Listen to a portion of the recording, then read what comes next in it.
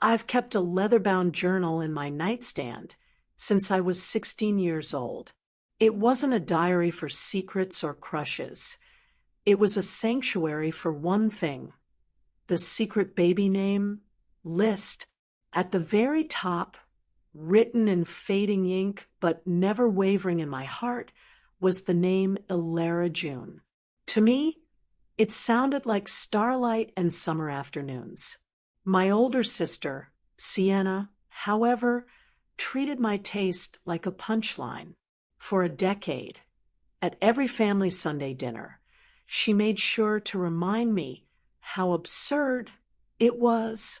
Elara, she'd laugh, swirling her wine while my parents grinned.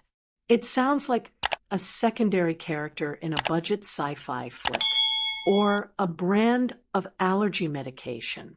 Maya, honey, thank God you have me to tell you the truth before you embarrass a child for life. Now, I'm 7 months pregnant with my first. Sienna is also pregnant, due any day now. While I've been open about my nursery plans, she's been playing the mysterious influencer card, keeping her name a total surprise for her 50K followers. The first red flag didn't just wave. It hit me in the face. 2 weeks ago, I was helping her organize her mountain of gifted baby clothes.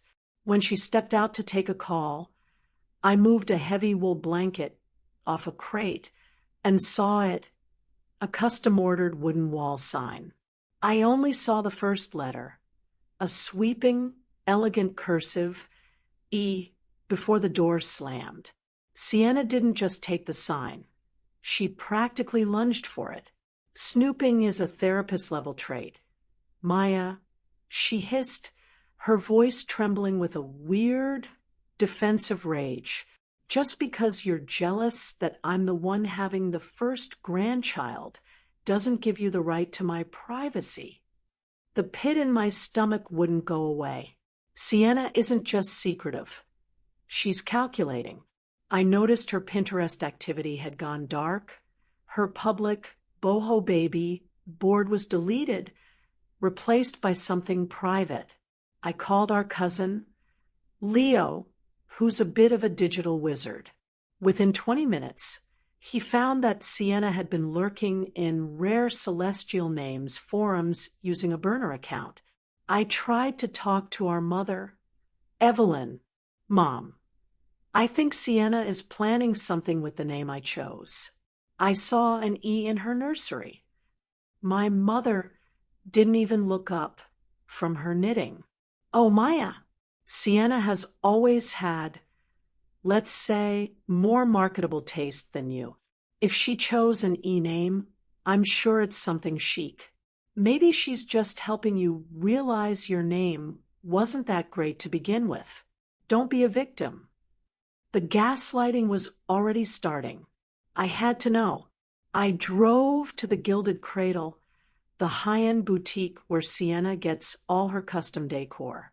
I told the clerk I was there to add a matching rattle to the Elara order for my sister.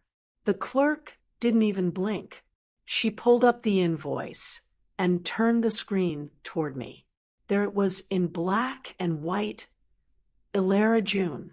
My sister, the woman who called the name astronomically nerdy for 10 years, was planning to launch her brand using my soul's favorite word.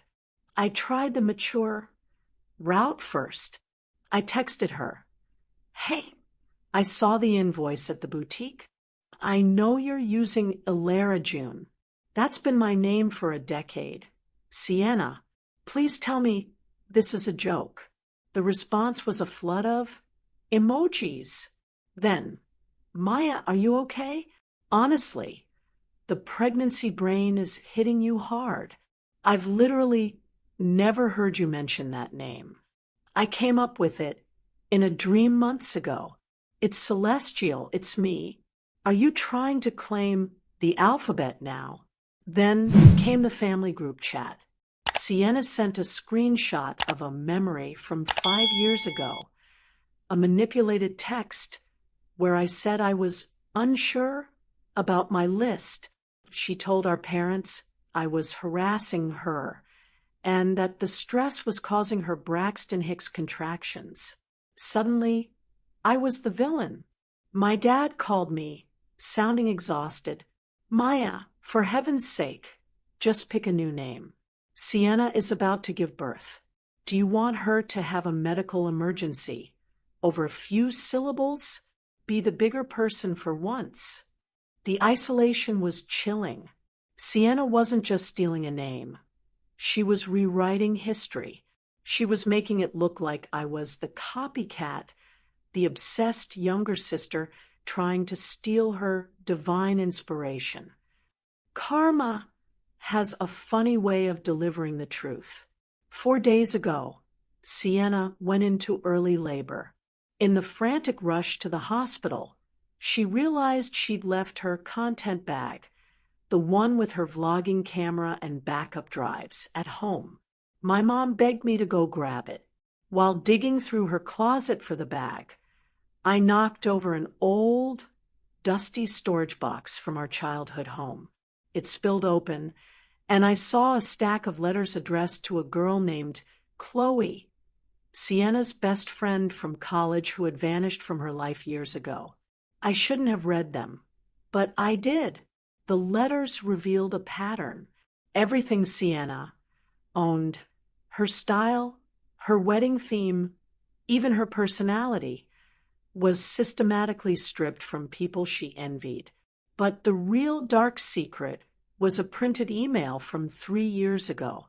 Sienna had hired a professional naming consultant to find a high-growth, brandyable name. The consultant suggested Elara. Sienna's reply? Love it, but I have to wait. My sister is obsessed with it.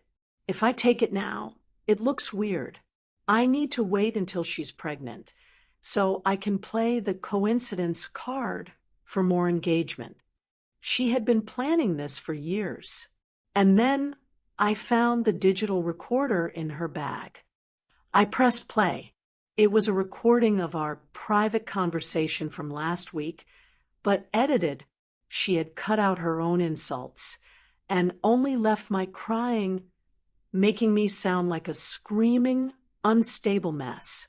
She was planning to use it for a toxic family vlog series. 2 days later, the post went live.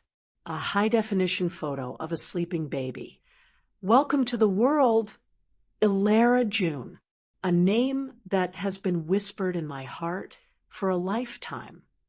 The comments were flooded with so unique and a trendsetter as always. I waited until the welcome home party. The whole family was there, plus Sienna's vlog squad with their ring lights. Sienna was glowing, holding my Elara, basking in the praise. I have a gift, I said, stepping into the center of the room. I didn't hand her a box. I tapped a button on my tablet, which was synced to the large TV in the living room. First, I played the naming consultant's email. Then, the unedited audio of her mocking the name at dinner 3 years ago. Finally, the smoking gun. The recording she made of me, played side by side with the actual unedited recording I had made on my own phone as backup. The room went deathly silent. The vlog squad lowered their cameras. My mother looked like she'd seen a ghost. Sienna didn't apologize. She didn't cry. She stood up and screamed.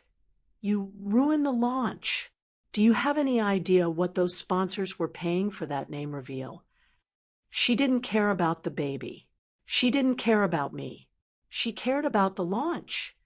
The family watched as the golden child dissolved into a screaming, narcissistic mess. I walked out of that house, and I haven't looked back.